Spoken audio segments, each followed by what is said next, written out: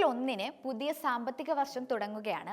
സാമ്പത്തികവുമായി ബന്ധപ്പെട്ട പല പ്രധാന മാറ്റങ്ങളും നടപ്പിലാക്കി തുടങ്ങുന്നത് ഈ തീയതിയിലാണ്. എല്ലാ ദിവസവും മാസവും ഒരുപോലെ എന്ന് കരുതി അലസമായി ഇടപാട് തുടർന്നാൽ നഷ്ടങ്ങൾക്കും ബുദ്ധിമുട്ടുകൾക്കും കാരണമാകും. സർക്കാരിന്റെ ബജറ്റ് നിർദ്ദേശങ്ങളും ഇതോടനുബന്ധിച്ച നികുതി നിർദ്ദേശങ്ങളുമാണ് ഏപ്രിൽ 1 മുതൽ പ്രാബല്യത്തിലാകുന്ന പ്രധാന സാമ്പത്തിക കാര്യം. ശമ്പളക്കാരായ ആദായ നികുതി ദായകർക്ക് സന്തോഷകാലമാണ് ഇനി വരാൻ പോകുന്നത്. അവരുടെ 12.75 ലക്ഷം രൂപ വരെയുള്ള വരുമാനത്തിന് ഇനി മുതൽ നികുതി ഉണ്ടാവില്ല.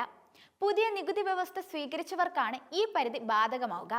പഴയ നികുതി വ്യവസ്ഥയിൽ 5 ലക്ഷം വരെയുള്ള വരുമാനത്തിനാണ് നികുതി ഒഴിവെങ്കിലും വിവിധ ഇളവുകൾ നേടി നികുതി ബാധ്യത കുറയ്ക്കാം. മറ്റു പ്രധാന മാറ്റങ്ങൾ എന്നത് ഏപ്രിൽ 1 മുതൽ ATM വഴിയുള്ള പണം പിൻവലിക്കൽ മാറ്റം വരികയാണ്. മറ്റു ബാങ്കുകളിൽ നിന്ന് പ്രതിമാസം 3 പിൻവലിക്കൽ മാത്രമാണ് സൗജന്യമായി അനുവദിക്കുകയുള്ളൂ. ശേഷം ഓരോ പിൻവലിക്കലിനും 20 രൂപ മുതൽ 25 രൂപ വരെ ഈടാക്കും.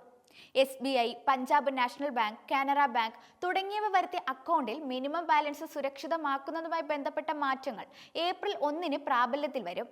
ബാങ്ക് ശാഖ ഇരിക്കുന്ന പ്രദേശവുമായി ബന്ധപ്പെട്ടാകും മിനിമം ബാലൻസ് തുകയും അത് പാലിച്ചില്ലെങ്കിൽ ഉണ്ടാകുന്ന പിഴയും വരിക.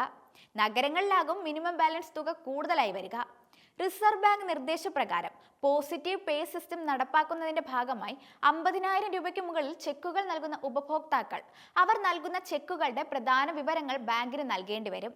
ദീർഘകാലമായി ഉപയോഗിക്കപ്പെടാത്ത മൊബൈൽ നമ്പറുകളാണ് UPI അക്കൗണ്ടുമായി ബന്ധിപ്പിച്ചിട്ടുള്ളതെങ്കിൽ ഏപ്രിൽ 1 മുതൽ ബാങ്ക് രേഖകളിൽ നിന്ന് അത് നീക്കം ചെയ്യും. ഇത് UPI സേവനങ്ങൾ തടസ്സപ്പെടാൻ കാരണമാകും. ബാങ്ക് വായ്പകൾ അനുവദിക്കുന്നതിൽ മുൻഗണനാക്രമം പാലിക്കുന്നത് സംബന്ധിച്ച റിസർവ് ബാങ്കിന്റെ പുതിയ ചട്ടം ഏപ്രിൽ 1-ന് നിലവിൽ വരും. ഭവന നിർമ്മാണം, കൃഷി, MSME, കയറ്റുമതി, വിദ്യാഭ്യാസം, പൊതുനിർമ്മാണം, പുനരുൽപാദന ഊർജം എന്നീ മേഖലകളെയാണ് റിസർവ് ബാങ്ക് മുൻഗണനാ പട്ടികയിൽ ഉൾപ്പെടുത്തിയിട്ടുള്ളത്. റിസർവ് ബാങ്ക് നിർദ്ദേശപ്രകാരം ബാങ്കുകൾ വായ്പാ പരിധി ഉയർത്തും. 50 ലക്ഷം ജനസംഖ്യയുള്ള നഗരങ്ങളിൽ 50 ലക്ഷമാണ് ഭവന വായ്പാ പരിധി. 10 മുതൽ 50 ലക്ഷം വരെയാണ് ജനസംഖ്യാ പരിധിയെങ്കിൽ വായ്പാ പരിധി 45 ലക്ഷമാണ്. 10 ലക്ഷത്തിൽ താഴെ ജനസംഖ്യയുള്ള മേഖലകളിൽ പരമാവധി 35 ലക്ഷമാണ് വായ്പ അനുവദിക്കുക. വ്യക്തിഗത വായ്പാ പരിധി 10 ലക്ഷമാണ്.